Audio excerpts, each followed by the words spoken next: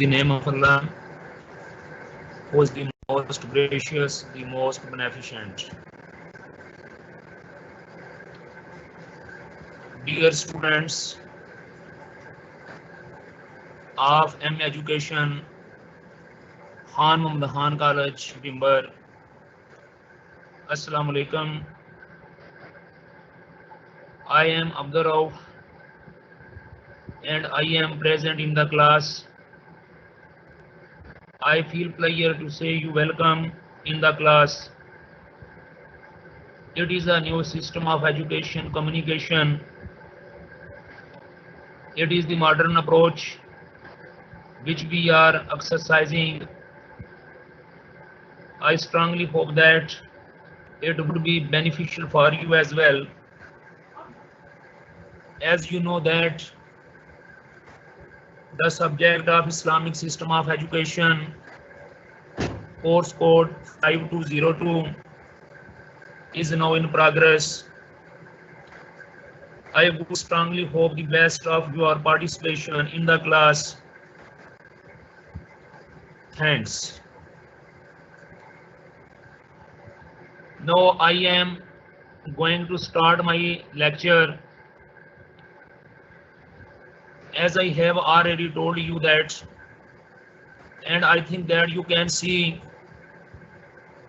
the slide on your gadget, Islamic System of Education, course code EDU 5202 M Education.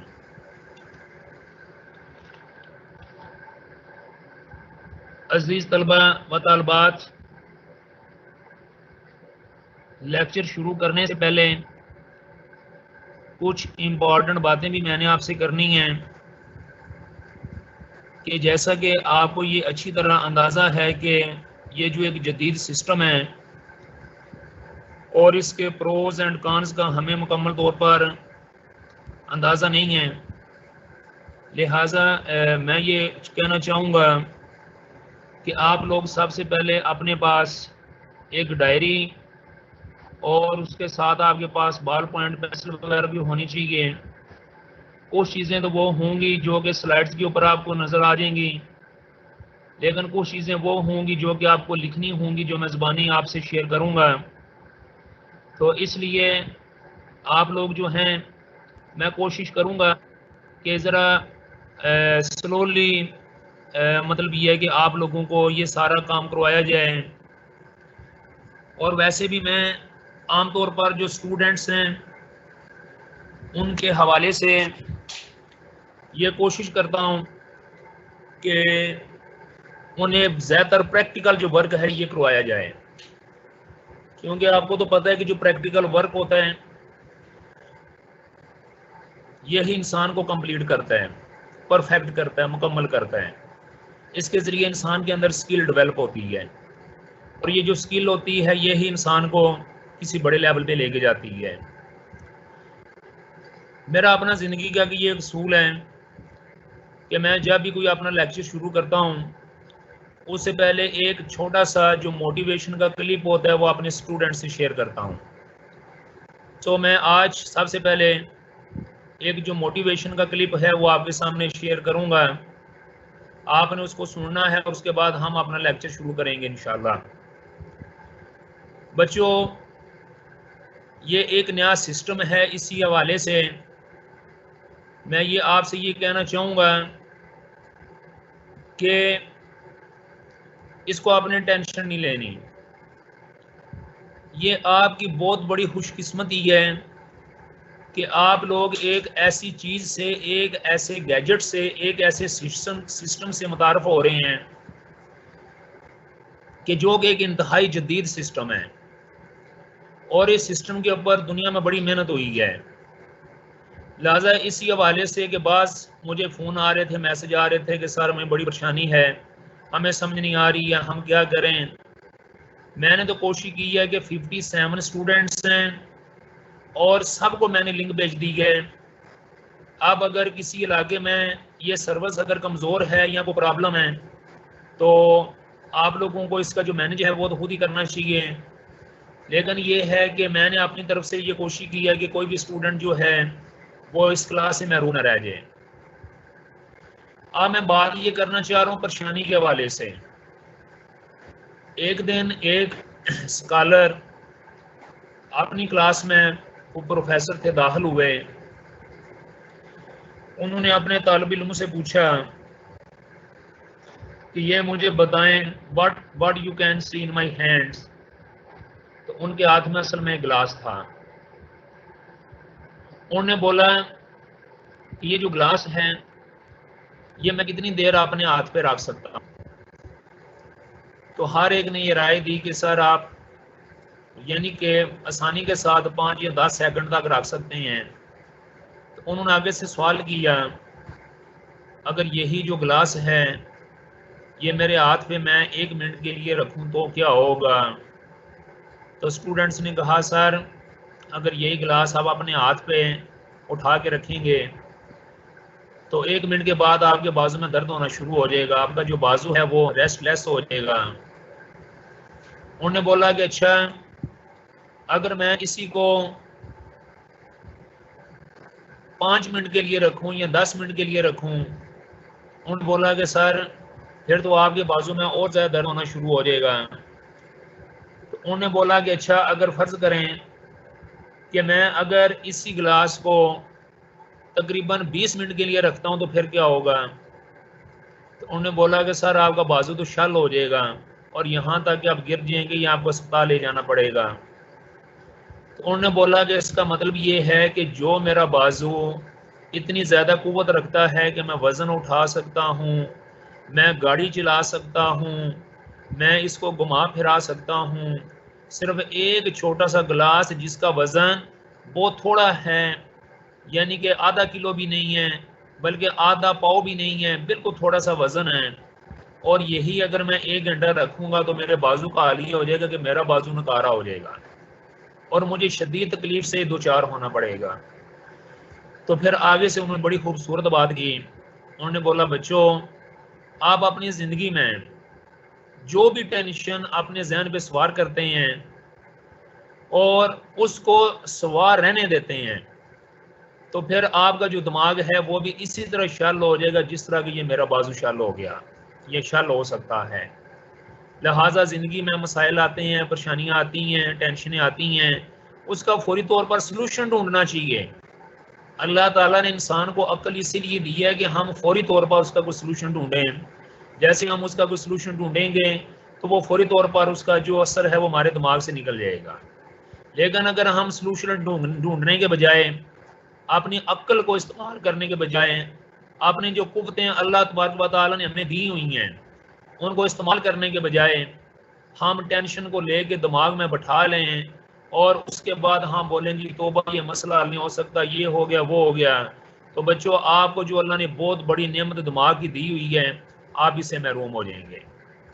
तो मुझे उम्मीद है कि आप ज़िंदगी में आज एक उसूल आपने ज़िंदगी में अपनाना है कि कभी टेंशन को दिमाग में सवार नहीं करना बल्कि उस टेंशन का फौरी सलूशन ढूंढने की कोशिश करनी है। उस टूल के साथ, उस समझ लें कि वेपन के साथ जो अल्लाह ने आपको दिया, और वो वेपन क्या है, वो आपका अक्ल है, वो आपकी सोच है, वो आपका रीज़न है, वो आपका दिमाग है। तो मुझे उम्मीद है कि मेरे इस बात को समझ गए होंगे कि ये जो जदीद सिस्टम है इसी तनाज़ुर में चाहे आप हों या कोई भी ज़िंदगी का मसला हो तो आप उसको दिमाग में सवार नहीं करेंगे। तो no please come to the point. Islamic system of education का आज लेक्चर है और इसका जो सबसे पहले जो टॉपिक है वो है, आपको पता होना चाहिए, और इस वक्त स्लाइड मेरा ख्याल है कि आपके सामने मौजूद है और आप इसको देख भी रहे हैं। सबसे पहले यानी कि जो टॉपिक है वो तो आपको पता है कि concept of God in the light of Islam. इस्लाम के तनाज़ुर में, इस्लाम की नज़र में अल्लाह ताला का तसव्वुर, खुदा ताला का कादिर मुतलक का तसव्वुर इस्लाम की नज़र में। तो बच्चों सबसे पहले I would like to share with you the learning outcomes after completing this session. Students will be able to यानी कि जिस वक्त आप ये एक लेक्चर सुनेंगे तो आप जो मंदरजा झैल जो चीज़ें हैं इंशाल्लाह ये आप सीख जाएंगे। Number 1, acquire basic concept of higher being God in Islam, यानी कि जो सबसे बड़ी हस्ती है जिसको इस्लाम में कादिर मुतलक खुदा कहते हैं, उसके बारे में बुनियादी जो तसव्वुर है वो हासिल करना। यानी कि सबसे पहले क्या है कि खुदा के बारे में तसव्वुर इस्लाम की नज़र में, ये इसका पहला आउटकम है। अब जो दूसरा आउटकम है वो है comprehend the approaches to the divine. बच्चों, अल्लाह ताला को मुसलमान जो हैं इस जो अरबी में अल्लाह को अल्लाह कहते हैं, यानी कि पैदा करने वाले को अरबी ज़बान में अल्लाह कहते हैं या इलाह कहते हैं। गॉड बड़े रूह के साथ इंग्लिश में कहते हैं और खुदा फारसी में कहते हैं। यानी कि अल्लाह को या आप समझ लें कि पैदा करने वाली हस्ती को फारसी ज़बान में खुदा कहते हैं, और आप अल्लाह को कादिर मुतलक भी कह सकते हैं। अब ये जो खुदा है इसको मतलब और भी बहुत सारे नाम दिए गए हैं, वो आगे सेशन में मैं इंशाल्लाह आपसे शेयर करूंगा। बच्चों, उसके बाद है comprehend the approaches to the divine. Comprehend mean to understand, यानी कि अल्लाह ताला के बारे में मुख्तलिफ किस्म के जो तसव्वुरात हैं उनको समझना। यानी कि एक तो वो तसव्वुर है जो इस्लाम ने दी है, और एक वो तसव्वुर हैं जो दुनिया में पाए जाते हैं। मुख्तलिफ कौमों ने, तहजीबों ने, मजहबों ने, जो मज़ाहिब आलम हैं दुनिया में, उन्होंने अल्लाह के बारे में अप्रोचेस कायम की हैं, अपनी सोचें कायम की हुई हैं। And the third one is understand the divine attributes. Divine attributes का मतलब है कि अल्लाह ताला की सिफात। Attributes mean special characteristics which are related to Almighty Allah, यानी कि अल्लाह ताला से, अल्लाह ताला के बारे में जो स्पेशल एट्रीब्यूट्स हैं, जो तारीफ़ें हैं, जो सिफात हैं, उनको समझना। And the four outcome of this session will be know about the ancient civilisations and their concept of God. जो पुरानी तहजीबें थीं उनका अल्लाह ताला के बारे में तसव्वुर। तो बच्चों, ये जो लर्निंग आउटकम्स हैं हमारे इस सेशन के, तो अभी इसके बाद यानी कि मैं आपसे ये शेयर करूंगा, ये 1 बाय 1 आपके सामने ये शेयर किए जाएंगे।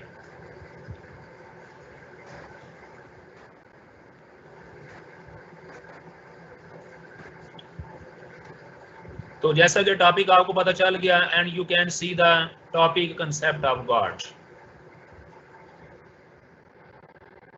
Concept of God in Islam. Islam is altogether monotheistic and believes firmly in the oneness of God. The deity as conceived in Islam is not merely God, but Ilah, means the God Allah. Ilah is an Arabic word that means one who is worshipped, one whose existence is beyond the comprehension of human mind, one who is unmatchable as regards of supreme in power and authority. इसके साथ मैं ये बताना चाहूँगा कि इस वक्त कितने स्टूडेंट हैं जो कि मेरी ये जो लेक्चर है इसको वो सुन रहे हैं। तो इस वक्त तकरीबन 16 स्टूडेंट्स जो हैं, हालांकि 57 होने चाहिए, पता नहीं क्या वजह है कि जो बाकी स्टूडेंट्स हैं उनका क्या मसला है, या उन तक मेरी आवाज़ नहीं जा रही, या कोई प्रॉब्लम है। बहरहाल एनीथिंग एल्स, तो मैं अभी आपसे ये शेयर करना चाहूँगा, इस्लाम इज़ ऑल टुगेदर मोनोथेइस्टिक, यानी कि इसका मतलब है कि इस्लाम मुकम्मल तौर पर मोनोथेस्टिक का मतलब होता है कि एक इलाह को मानने वाले, मनोमीन एक, मोनोथेस्टिक एक हस्ती को मानने वाले को मोनोथेस्टिक कहते हैं। यानी कि जैसे आपने साइंस में पढ़ा होगा कार्बन मोनोऑक्साइड, इसमें कार्बन का एक एटम होता है, फिर एक होता है मानो, मानो मीन एक, डाई मीन दो, ट्राई मीन तीन। तो इसी तरह ये मानो का मतलब होता है, ये इसको मोनो भी कह सकते हैं कि इस्लाम इज ऑल टुगेदर मोनोथेस्टिक, इस्लाम मुकम्मल तौर पर एक हस्ती को मानने वाला है, एंड बिलीव्स फर्मली, और मुकम्मल तौर पर इसमें यकीन रखता है, in the oneness of God, अल्लाह ताला की वहदानियत में। इस्लाम अल्लाह ताला की, खुदा की जो वहदानियत है उसको, यानी कि उस पर मुकम्मल तौर पर यकीन रखता है, मुकम्मल तौर पे। और ये जो लफ्ज़ है ना ऑल टुगेदर मोनोथेस्टिक, इसका यहाँ पे मतलब होगा कि हाँ, इस्लाम जो है वो अल्लाह ताला की वहदानियत पे ना सिर्फ यकीन रखता है, बल्कि अल्लाह ताला के जितने भी काम हैं, अल्लाह ताला के जितने भी अफ़ाल हैं, अल्लाह ताला की जितनी भी सिफात हैं, उनमें भी वो इस्लाम जो है वो अल्लाह ताला को एक मानता है। यानी कि जितनी सिफात हैं वो सिफात के लिहाज से भी अल्लाह उसको एक मानता है, और जो अफ़ाल हैं उनके लिहाज से भी एक मानता है, सिफात के लिहाज से भी एक मानता है, अफ़ाल के लिहाज से भी एक मानता है, काम के लिहाज से भी एक मानता है, और एक जिस्मानी तौर पे, या आप कह सकते हैं कि अल्लाह तबारक व तआला की जो ज़ात पाक है उसको भी एक मानता है, और इस जैसा किसी और को नहीं मानता। This is called altogether monotheistic. आगे लिखा हुआ है the deity as conceived in Islam. Deity का भी मतलब यानी कि खुदा होता है, देवता होता है, क्योंकि डेटी आम तौर पर ये जो यूनान वाले थे ये लफ्ज़ उनमें वो इस्तेमाल करते थे खुदा के लिए, और बेसिकली उन्होंने जो बेशुमार किस्म के खुदा वगैरह बनाए होते थे, जो पुरानी तहजीबें हैं, तो वो जो उनके स्पेशल बुत होते थे अपने अपने, उनको वो जो बुत हैं वो कोई पानी का बुत था, कोई रोशनी का बुत था, कोई जंग का था, या जो भी हैं उनको, यानी कि जिन देवताओं के उन्होंने बुत बनाए होते थे, they were called deity. The deity as conceived in Islam is not merely God, यानी कि लेकिन इस्लाम के अंदर हम जिस डेटी को मानते हैं या जिस खुदा को मानते हैं वो सिर्फ गॉड यानी देवता नहीं है। गॉड से मुराद GOD गॉड अगर छोटे रूह में लिखा जाए तो इट मीन्स कि ये मिसाल के तौर पर यानी कि देवते के लिए लफ्ज़ इस्तेमाल होता है, और जब हम खुदा के लिए ये GOD गॉड इस्तेमाल करते हैं तो जो जी है ये कैपिटल फॉर्म के अंदर इस्तेमाल करते हैं। तो फिर जब हम कैपिटल फॉर्म के अंदर इस्तेमाल करते हैं तो उस गॉड से मुराद अल्लाह तबारक व तआला है, और दूसरे से मुराद यानी कि वो खुदा जो कि इंसानों ने खुद बनाया होता है वो है।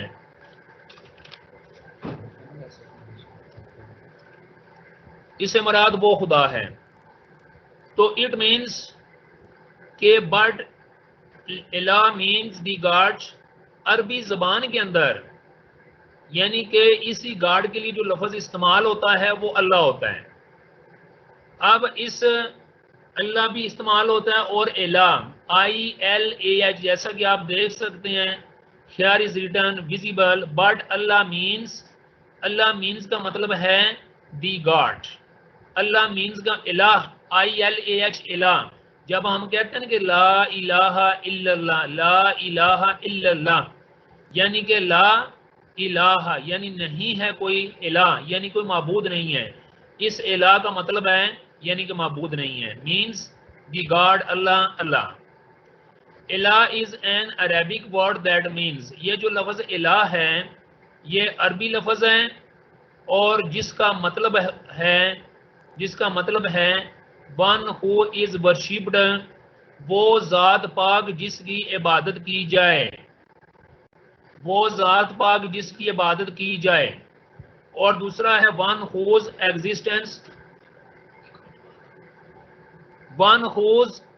Existence is beyond the comprehension of human mind. और दूसरा इसका तस्वर ये है कि एक ऐसी ज़ात पाक, एक ऐसा वजूद जो कि इंसान की समझ से बालातर है। One whose existence is beyond the comprehension of human mind, यानी कि एक ऐसी हस्ती जिसका जो तस्वर है वो इंसानी सोच से मावरा है, यानी इंसानी सोच से बालातर है। ये दूसरा कंसेप्ट है। और तीसरा है one who is unmatchable as regards of supreme in power and authority.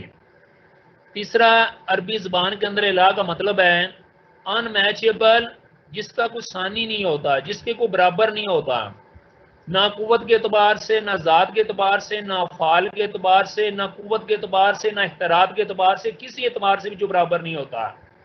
आप सुप्रीम इन पावर, ना तो ताकत के अतबार से बराबर होता है एंड अथॉरिटी, और ना किसी इख्तियार के अतबार से बराबर होता है।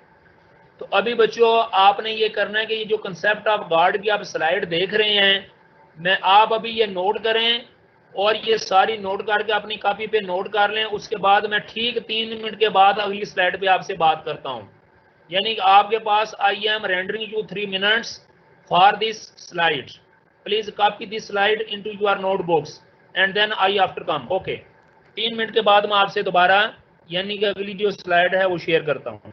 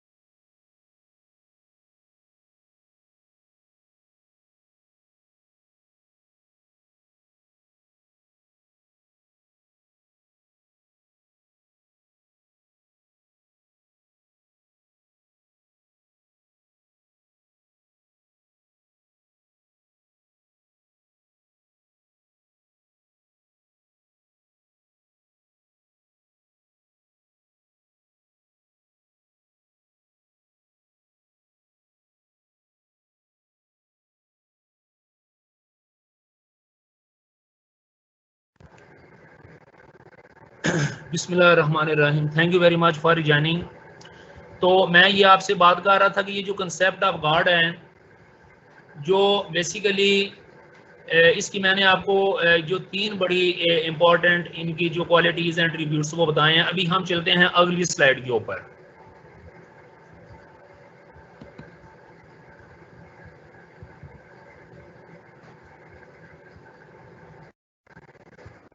अल्लाह ताला के बारे में जो अप्रोचेज़ हैं, जो अप्रोचेज़ इस्तेमाल हो रही हैं, वो आपको ये डायग्राम नज़र आ रहा होगा।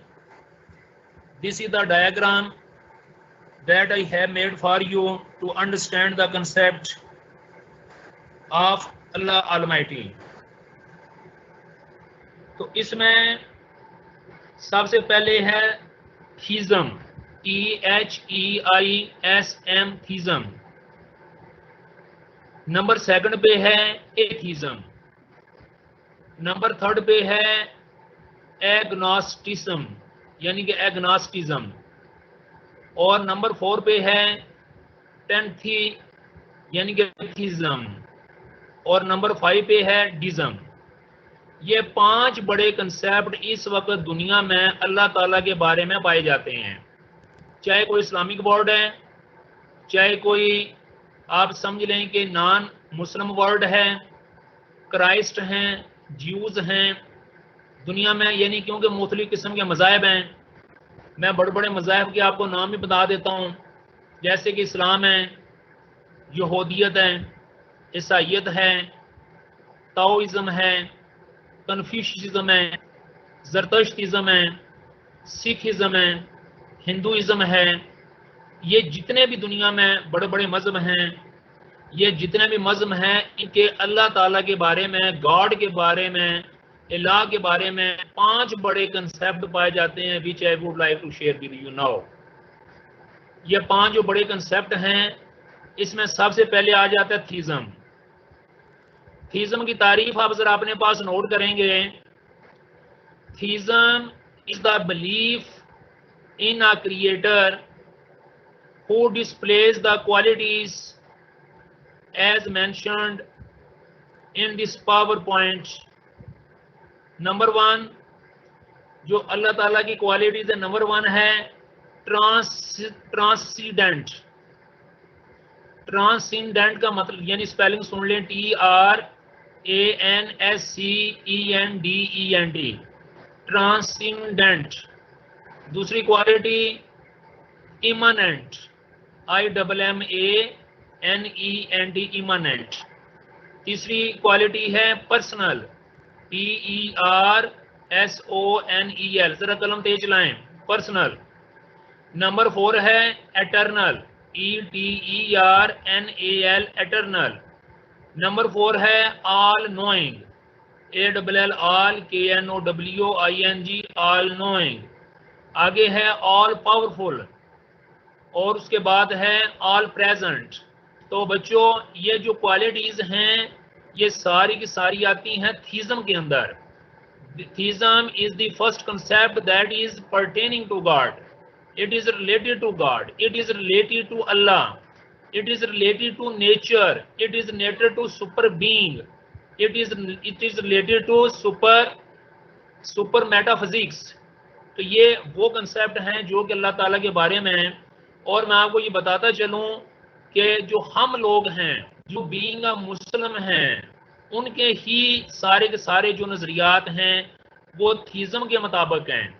अगर if we say that we believe in theism, it is right, it is correct. तो इसका मतलब ये है कि हम जो थीज़म है इसके ऊपर बिलीव करते हैं। और थीज़म, जैसा कि यहाँ पर आपने सुना, यानी जो थीज़म है इसमें अल्लाह ताला की क्वालिटीज ये हैं कि जैसे, यानी कि यहाँ पे लिखा कि ये अल्लाह ताला ऐसी ज़ात है जैसी कोई ज़ात नहीं है। अल्लाह ताला ला मुतनाज़ ज़ात हैं। अल्लाह ताला यानी गैर फानी ज़ात हैं। अल्लाह ताला यानी कि हर चीज़ को आताए इल्म में रखने वाली ज़ात पाक हैं।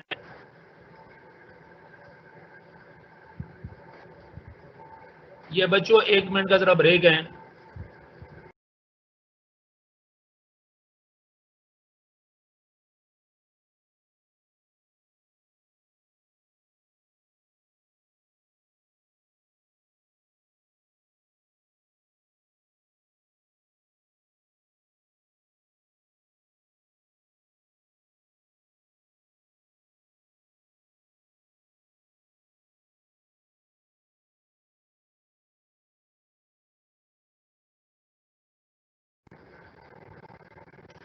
तो मैं बच्चों ये बात कर रहा था कि अल्लाह ताला की जो ज़ात है ये मिसाल के तौर पर गैर फानी ज़ात है, अबदी ज़ात है, दायमी ज़ात है, हमेशा से है, हमेशा रहने वाली है, हर चीज़ के बारे में इल्म रखती है, हर चीज़ के बारे में खबर रखती है, हर चीज़ के बारे में जानती है।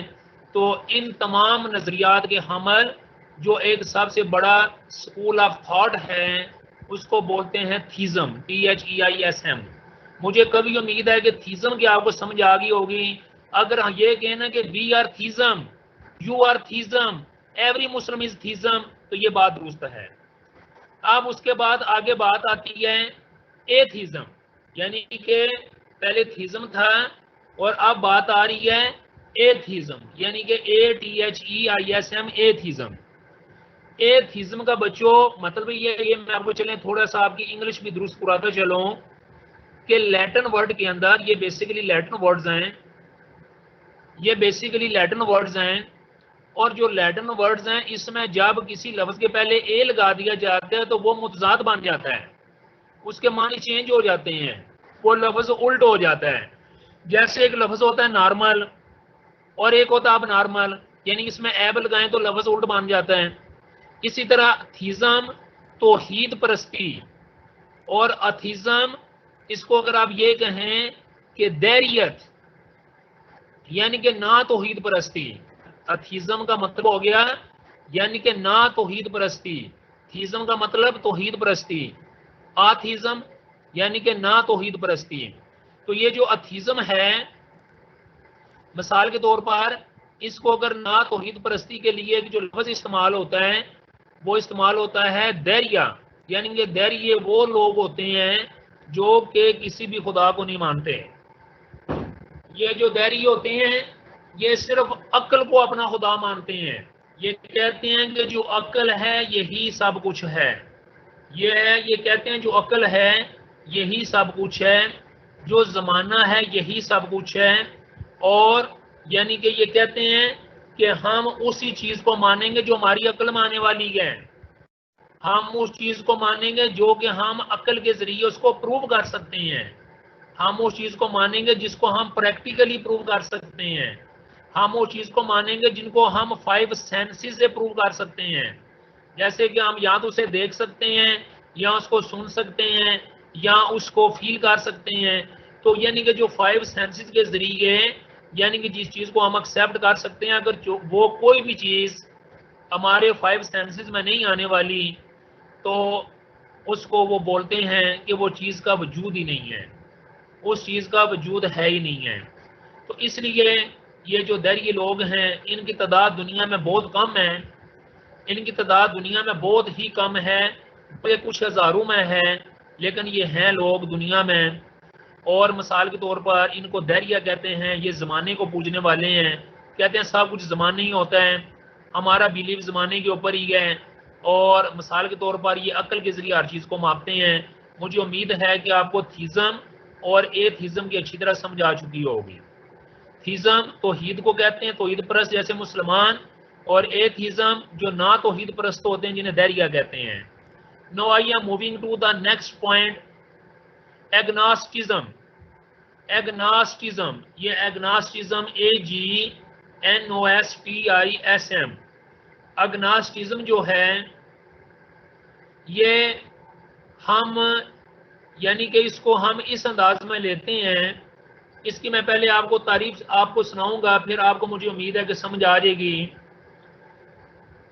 एग्नास्टिज्म is the view that the existence of God, of the divine or of the supernatural is unknown or unknowable। हम ये भी कह सकते हैं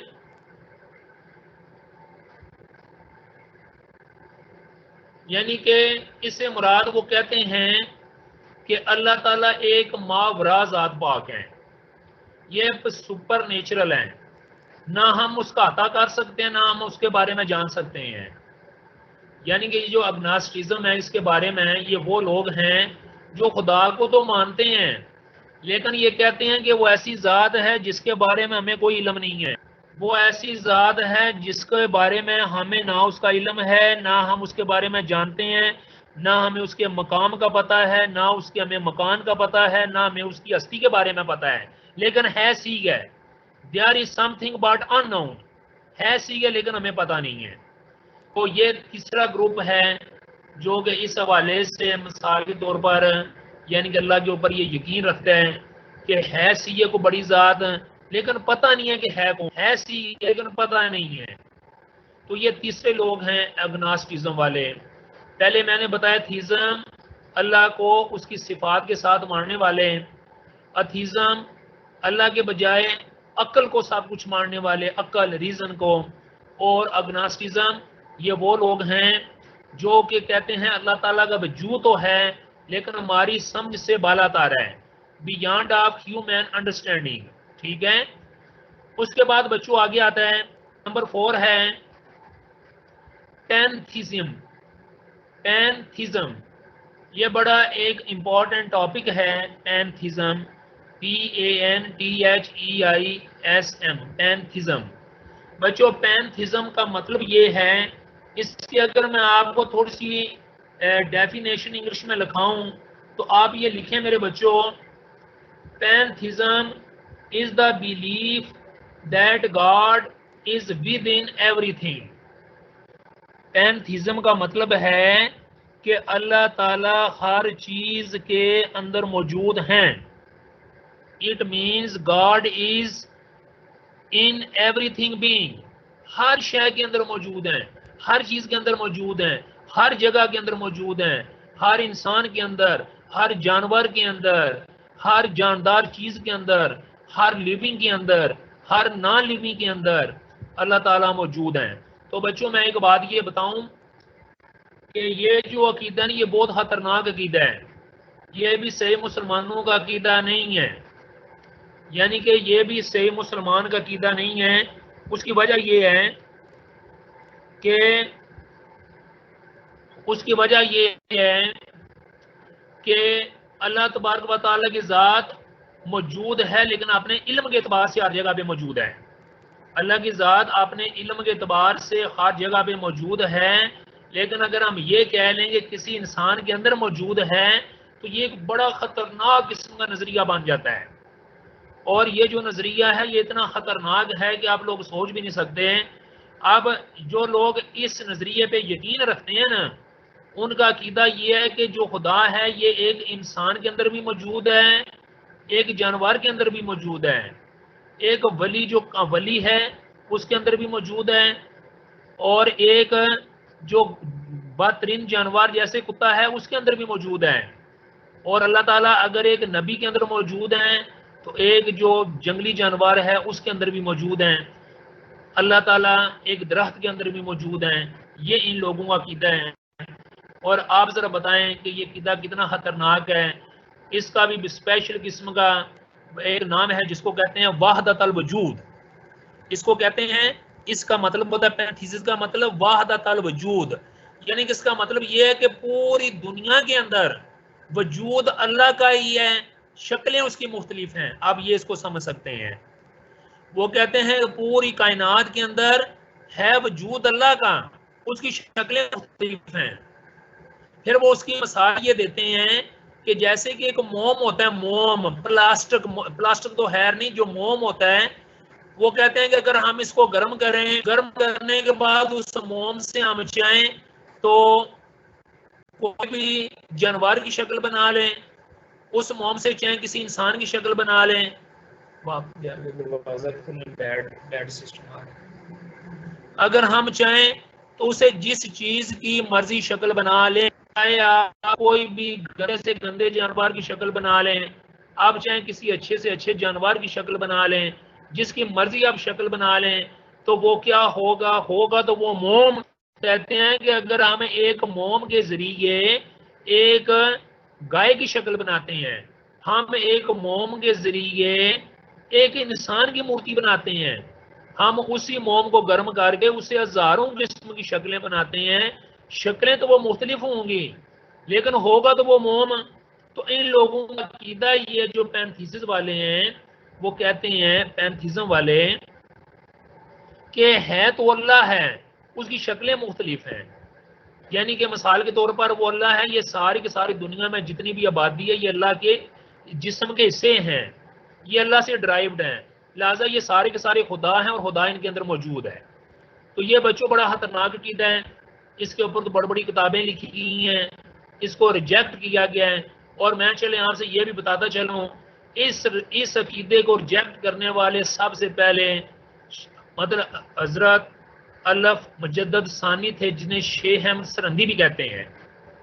मुजद्दद अल्लफ सानी ने मुगलिया दौर के दौरान ये अकीदा बड़ा अरूज के ऊपर था, तो आपने इस अकीदे के खिलाफ जिहाद की है, आपने लोगों को बताया, आपने इसके खिलाफ एक दूसरा अकीदा मुतारफ कराया था जिसका नाम था वहदतुल शहूद।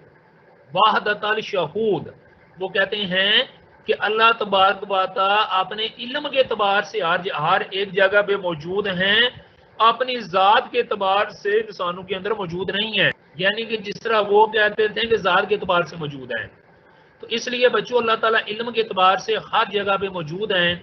तो और ये जो है पैंथीज़म, ये अकीदा इंतहाई टोटली रिजेक्टेबल है। हम ये नहीं कह सकते कि अल्लाह ताला जो हैं वो अल्लाह का जो जिस्म का हिस्सा है उससे जानवर बने हैं, उसके जिस्म के हिस्से से इंसान बने हैं, उसके जिस्म के हिस्से से दरख्त बने हैं, उसके जिस्म हिस्से से कायनात बनी है। हम लोग इस पर बिलीव नहीं करते। और मैं आपको ये बताता चलूँ, चूंकि ये इस्लामियात है, अप्रोच है डिवाइन गढ़ के वाले से, कि ये जो लोग बुतों की पूजा करते हैं, हिंदुस्तान के अंदर जो पत्थरों की पूजा होती है, जो लोग बुत बनाते हैं, वो इसी नजरिए के तहत करते हैं।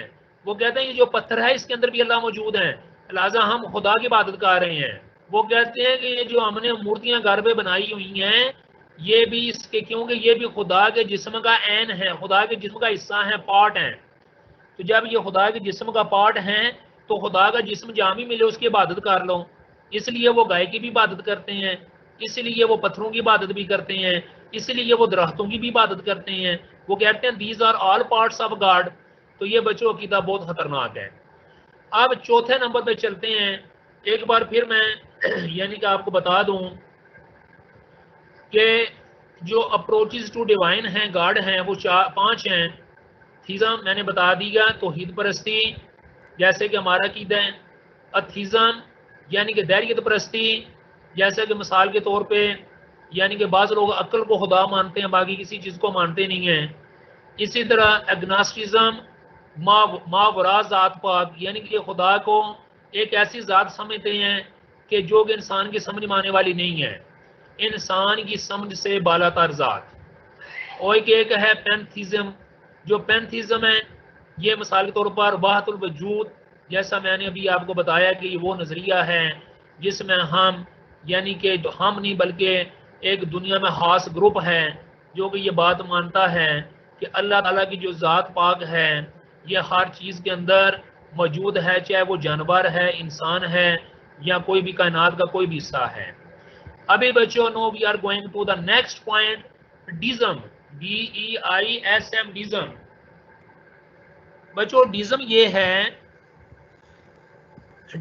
है कि हम जिस तरह ये बाकी चीज़ों के बारे में समझते हैं कि अल्लाह ताला की जो ज़ात पाक है, मिसाल के तौर पर उसके मुख्तलिफ ट्रेड्स हैं, तो डिज़म के अंदर हम ये समझते हैं, डिज़म, इसकी ज़रा डेफिनेशन आप नोट करें।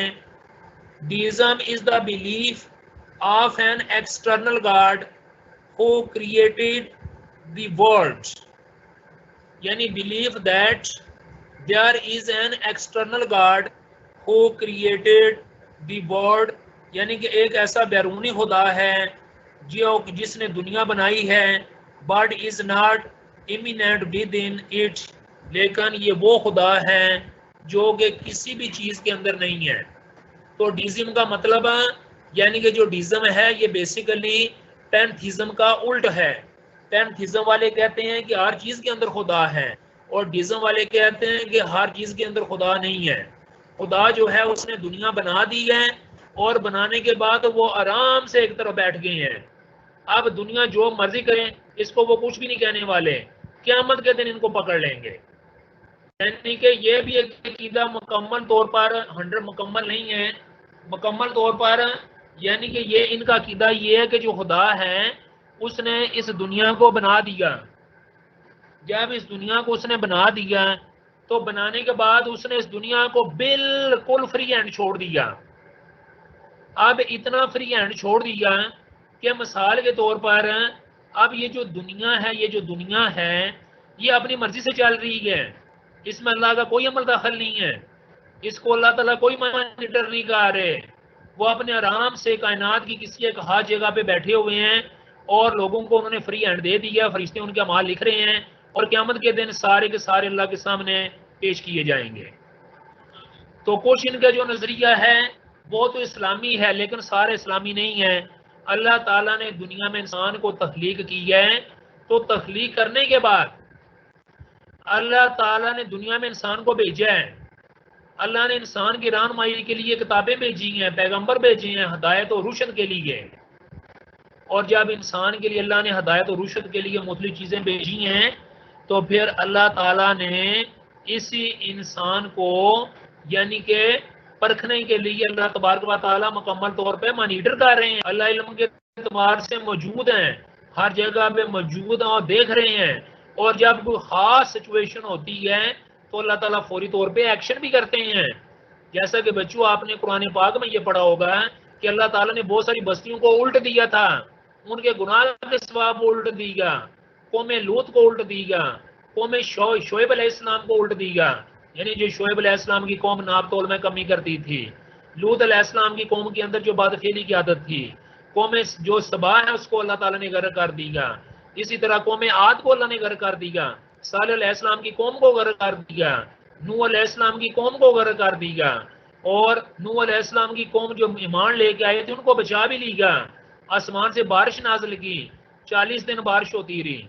तो इसका मतलब ये हुआ बच्चों कि अल्लाह ताला वक्तन फोक्तन दुनिया में जब कोई आम किस्म का अमूर पेश नजर होता है तो उस वक्त अल्लाह ताला दुनिया में बिल्कुल जलवा फरोज होते हैं और अपनी खसूसी कुदरत के जरिए, अपने लश्करों के जरिए, अपनी ताकत के जरिए, अपने खसूसी यानी कि जो हमें नजर आने वाली कुदरत नहीं है उसके जरिए अल्लाह ताला दुनिया में अपना जो काम है वो करते हैं, लेकिन उस चीज़ का हमें इदराक नहीं है। आप जरा देखें दुनिया में जो जल्जले आते हैं, तो दुनिया में बड़े बड़े तूफान आते हैं, सैलाब आते हैं, आंधियां आती हैं, सारी की सारी बच्चों आपके जहन में होनी चाहिए कि ये अल्लाह तबारक व तआला की तरफ से होती है। तो इसका मतलब ये हुआ कि ये 5 बड़े these are the 5 approaches which I have shared with you. Approaches यानी थीज़म, आथिज़म, एग्नोस्टिसिज्म, पैंथेइज्म और डीज़म। ये 5 बच्चों आपने याद करनी है और मुझे पता है कि आपने इन 5 की डेफिनेशन भी लिख ली होगी, इनके बारे में नोट भी कर लिया होगा।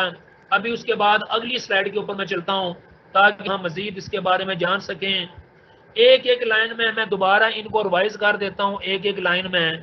थीज़म का मतलब ये है कि तौहीद परस्ती, अल्लाह ताला को उसकी ज़ात के लिहाज से, सिफात के लिहाज से, इस्तिफ़ाल के लिहाज से एक मानना और इस चीज़ पे यकीन रखना कि अल्लाह ताला पूरी कायनात को देख भी रहे हैं, मॉनिटर भी कर रहे हैं और अपने इल्म के एतबार से हर जगह पे अल्लाह मौजूद भी हैं।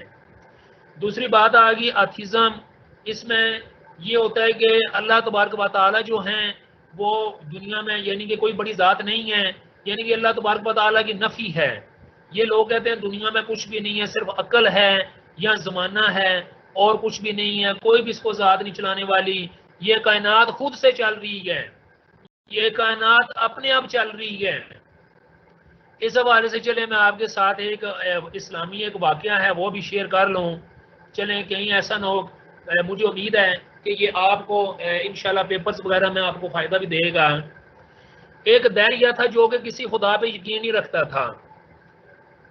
खलीफा हारून रशीद का ज़माना था और उस ज़माने में हज़रत जो इमाम अबू हनीफा हैं इनका बड़ा रूज था, बल्कि इमाम जाफ़र सादिक जो हैं, इमाम जाफ़र नहीं बल्कि अबू जाफ़र का ज़माना था। तो हज़रत इमाम अबू हनीफा का दौर था, दुनिया इनको एक बड़ा अच्छा और ऊंचा मुकाम देती थी। एक जो अबू जाफ़र था ना, ये बेसिकली बड़े बड़े जो उलमाए कराम हैं, इनको अपनी यानी कि अपने घर में यानी वो लोगों को ये दावत वगैरह दिया करता था और उनके साथ मुख्तलिफ किस्म की ये मनाजरी वगैरह करता था। इसने एक बहुत बड़ी मजलिस का एहतमाम किया। एक दैरिया इनके दरबार में आ गया। उस दैरिया ने चैलेंज किया कि वो ये साबित कर सकता है कि खुदा नहीं है। उस दैरिया ने कहा कि वो साबित कर सकता है कि खुदा नहीं है। जो वो जाफर है, इसको बड़ी परेशानी हुई। इसने बोला, अच्छा तुम ऐसा करो कि हमें कुछ दिन का मौका, हमारा हम मुकाबला करवाएं और तुम अपने दलाइल दो, इधर से हमारे मुसलमान दलाइल देंगे, फिर देखते हैं कि आप अपने दावे में सच्चे हैं या झूठे हैं। अबू जाफर ने हजरत इमाम अबू हनीफा को ये पैगाम भेजा कि फलां दिन को, फलां तारीख को एक बहुत बड़ा आलम है जो कि दैरिया ईमान का आलम है। दैरिया है, वो किसी खुदा पे बिलीव नहीं रखता, वो किसी खुदा को मानता नहीं है। तो वो किसी खुदा को नहीं मानता, वो ज़माने को मानता है। तो आपने आना है और आगे उसके साथ मुनाजरा करना है। असल में वो जो जमाना था ना, मुनाजरों का जमाना था। बेशुमार मुनाजरे होते थे, हर हफ्ते के बाद एक मुनाजरा हो रहा होता। कभी कवे के ऊपर मुनाजरा हो रहा है, ये हलाल है या हराम है, कभी किसी और चीज के ऊपर, कभी इस्लामी इत्काद के ऊपर। तो बच्चों, हजरत इमाम अबू हनीफा ने बोला कि ठीक है, मैं फलां तारीख को यानी कि आ जाऊंगा आपके दरबार में, आप उस दैरी को बुला लें।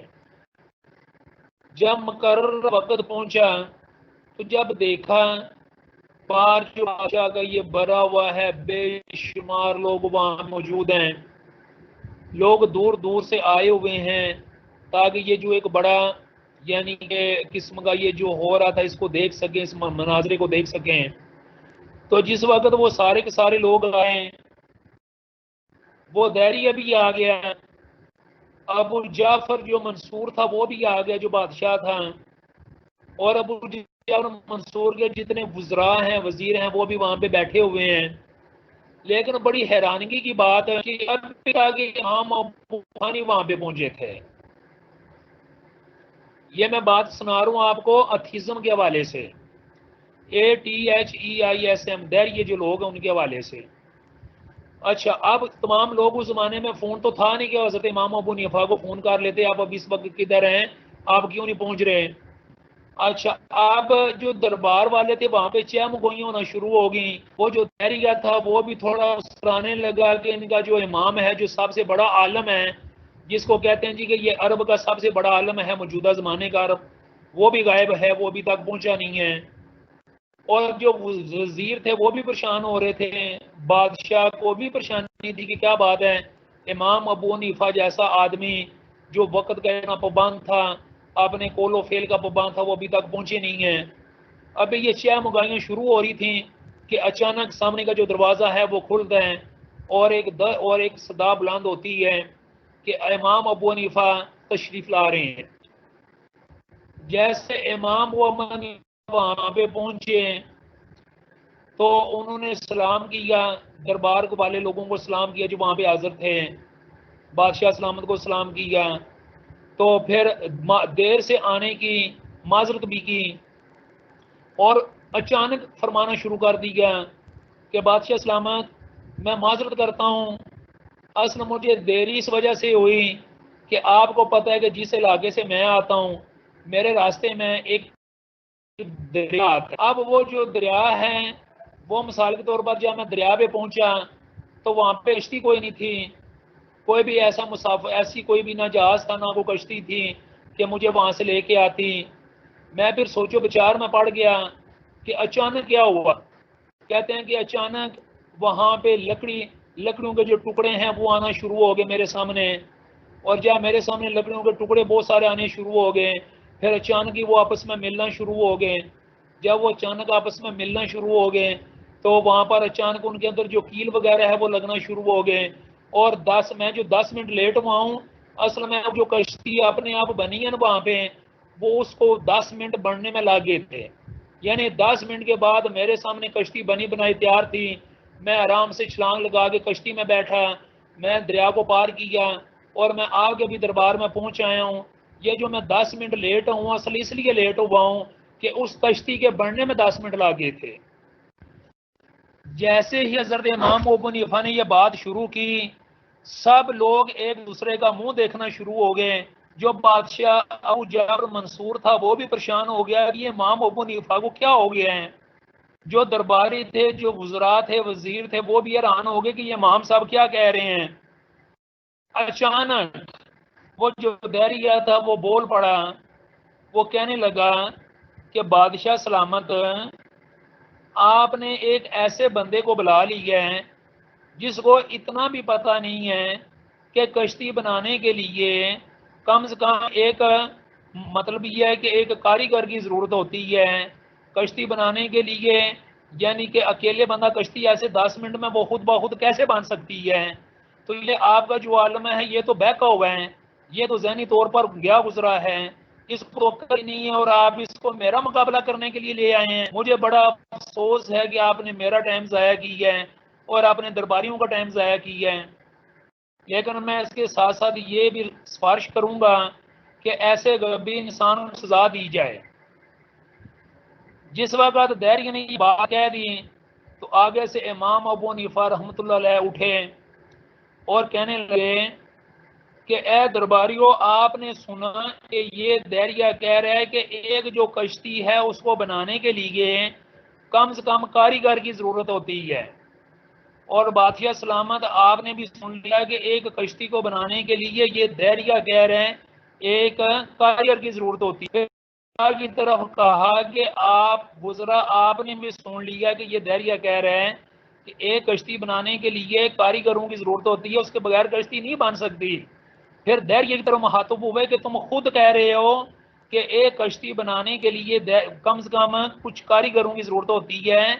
तो अल्लाह के बंदे ये मुझे बता कि कश्ती के बारे में तो तू मानता है कि कश्ती बनाने के लिए कारीगरों की जरूरत होती है, तो ये क्यों नहीं मानता कि इस कायनात को बनाने के लिए भी किसी कारीगर की जरूरत थी। यानी तेरा यकीन इस बात पे क्यों नहीं है कि एक कश्ती बनाने पे तो तेरा यकीन है कि इसको बनाने वाला कोई है, ये तेरा यकीन क्यों नहीं है कि इस कायनात को भी कोई बनाने वाला है। जिस वक्त ये बात इमाम अबू हनीफा ने की तो वहां पे तालियां गूंज उठी और बादशाह ने हजरत इमाम अबू हनीफा को अपने साथ लगाया और उनको मिसाल के तौर पर यानी कि समझ लें कि उनको बड़ा आला मुकाम दिया, उनकी बड़ी इज्जत अफजाई की और उनको समझ लें कि शाबाश दी। जो गुजरा है वो भी मुस्कुराना शुरू हो गए कि इमाम अबू हनीफा ने कितना बड़ा जवाब दे दिया है। और वो जो दैरिया है अब उसकी तो हिचकी बंद की, वो तो कुछ बोल ही नहीं सकता था, ना उसे बोला जा रहा था। तो मकसद ये कहने का ये है बच्चों कि इमाम अबू हनीफा ने उस दैरिये को ऐसा जवाब दिया कि उसके बाद वो दैरिया दोबारा बोलने की जरूरत ना कर सका। और बाज रवायात में आता है कि वो दैरिया बाद में फिर मुसलमान हो गया था, उसने उसी दरबार में इस्लाम कबूल कर लिया था। तो ये अथीज्म ये है कि ये लोग किसी को नहीं मानते, सिर्फ अक्ल को मानते हैं। कितने लोग। अच्छा, उसके बाद बच्चों हम आगे अभी अगली सीढ़ी पे चलते हैं। ये अगली स्लाइड जो है ये है एट्रीब्यूट्स ऑफ गॉड। जो एट्रीब्यूट्स ऑफ गॉड हैं इसका मतलब होते हैं अल्लाह ताला की सिफात। बच्चों आप लोगों को तो ये पता है कि जो एट्रीब्यूट्स ऑफ गॉड हैं, अल्लाह की जो सिफात हैं वो बेशुमार हैं।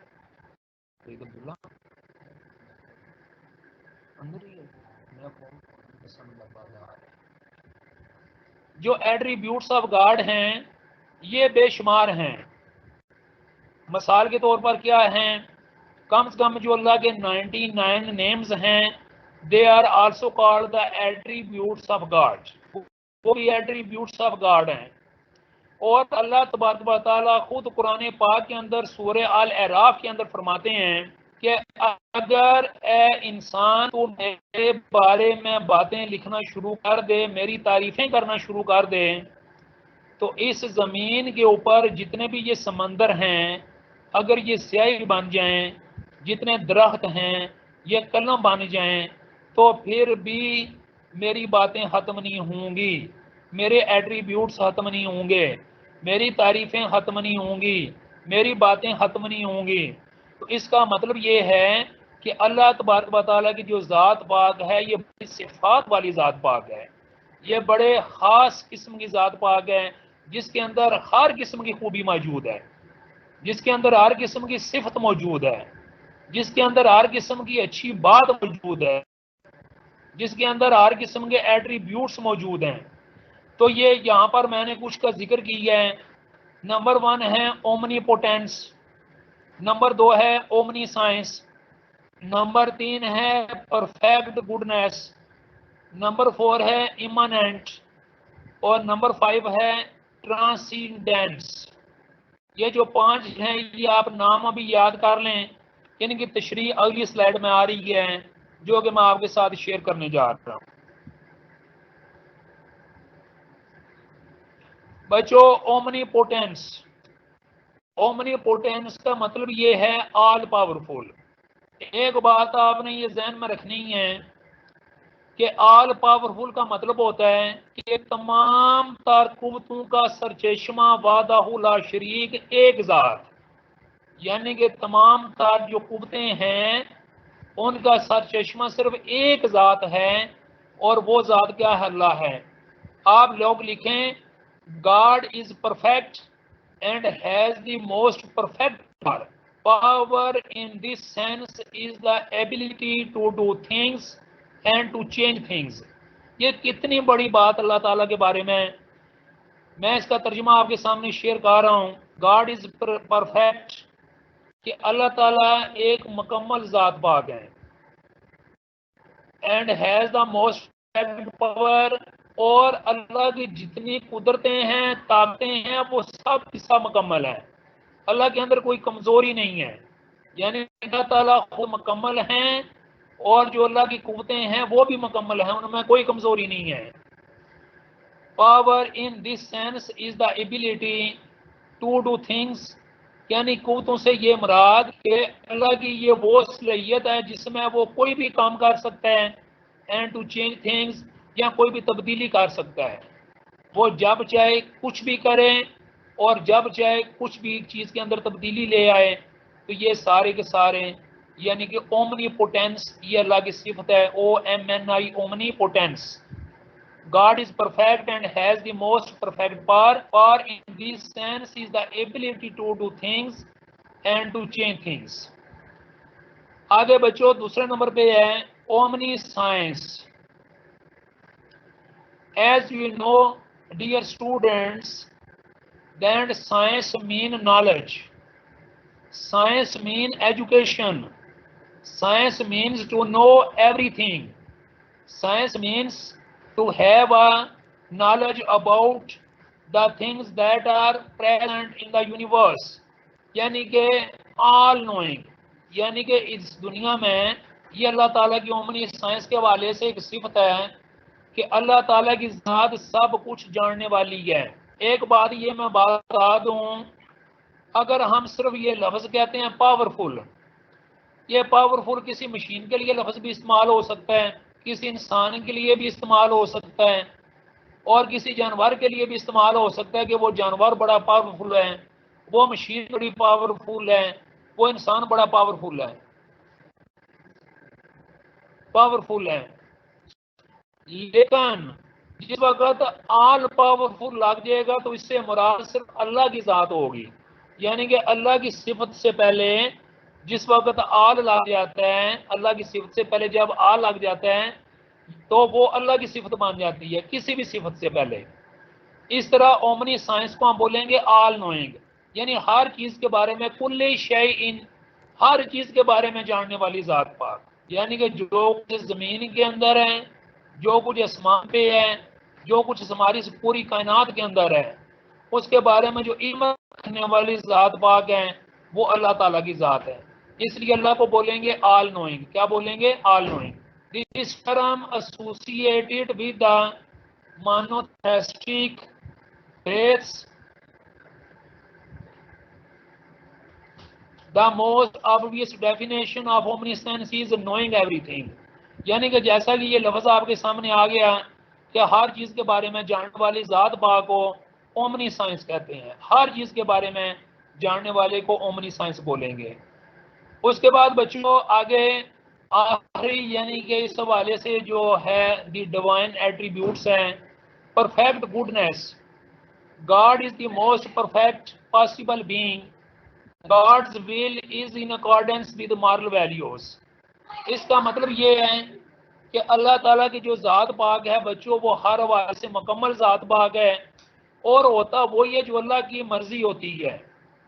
यानी कि अल्लाह अपनी मर्जी में भी आज़ाद है, और हर कायनात के अंदर मुकम्मल जो सिफात हैं वो उसी की हैं, और होता वही है जो अल्लाह ताला चाहते हैं। अल्लाह की मर्जी में किसी को मुखल नहीं है, ना वो दखल दे सकता है। और बच्चों नंबर 4 पे ये ट्रांसीडेंस एंड इमिनेंस, ये अल्लाह ताला की एक बहुत बड़ी खूबी है। God is more than the universe being outside time and space. Allah ताला की ज़ात ज़मानो मकान से मावरा है। हम ये नहीं कह सकते कि अल्लाह के नज़दीक को कोई वक़्त है, टाइम है जिसको वो फॉलो करता है, ऐसी बात नहीं है। वो हर वक्त हर जगह पे मौजूद है, वो हर जगह पे मौजूद है, हर वक्त मौजूद है, हर जगह पे मौजूद है। उसका हम लोग आता नहीं कर सकते। हम लोग दुनिया के किसी भी टूल से या गैजेट से अल्लाह ताला की जो प्रेजेंस होती है उसको नहीं माप सकते। ये अल्लाह ताला के एक खसूसी इख्तियार है। That also existing through out everything that exist, और वो हर जगह पे मौजूद है इस हवाले से अपने इल्म के एतबार से। और ये जो इमानेंस होता है, इसका लफ्जी मतलब होता है कि उसके अंदर एक अब्दी सलाहियत मौजूद है। यानी कि अल्लाह की जितने भी एट्रीब्यूट्स हैं, जितनी भी सिफात हैं, उनके अंदर अब्दियत पाई जाती है। वो फॉर द टाइम बीइंग नहीं है, वो टेम्परेरी नहीं है, वो ट्रांजिटरी नहीं है, बल्कि हमेशा हमेशा के अल्लाह के अंदर जो सिफात हैं वो मौजूद हैं। तो बच्चों आज का जो भी टाइम है वो असल में ये जो लेक्चर है ये 1 घंटे का, लेकिन अभी 1.25 घंटा हो चुका है। तो अभी जो बाकी 15 मिनट हैं, मैंने वैसे ही इजाफी थोड़ा सा 15-20 मिनट आपको टाइम दे रहा हूँ। तो आप लोग ये जो स्लाइड्स हैं ये मैं एक बार फिर पीछे से रिवर्स करके आऊँगा, तो आपने इनको नोट करते जाना। अगर कोई बीच में चीज़ आपने नोट करनी है तो वो आप नोट कर। तो थैंक यू वेरी मच, बहुत शुक्रिया। अभी आपने यानी कि जो कुछ अपने पास काम लिखा हुआ है उसको आप, मेरी जो स्लाइड्स हैं ये स्लाइड्स अगर आपने नोट नहीं की हैं तो मैं दोबारा इनको पीछे लेके जा रहा हूँ, आप इनको नोट कर लें। और ताकि मिसाल के तौर पर क्योंकि ये आपने लेक्चर भी तैयार करने होते हैं, फिर ज़रा आपने पेपर भी देने होते हैं, तो लिहाजा मैं अभी इनको रिवाइज कर रहा हूँ। आपने देखते जाना, अभी मैं बोलूँगा नहीं, आपने सिर्फ इनको एक नज़र देख लेना है। और ये जितना आज मेरा लेक्चर हुआ है इसको आप लोग समझें, और जिन तालिब इल्मों तक अभी तक रसाया नहीं है, मैंने तो सब लोगों को कोड सेंड कर दी हैं। अगर यहाँ पर 20-25-30 लोग सुन रहे हैं इस वक्त, मेरे पास 30 लोग हैं जो सुन रहे हैं, तादाद 57 की है, तो मैंने लिंक तो सबको सेंड किए हुए हैं।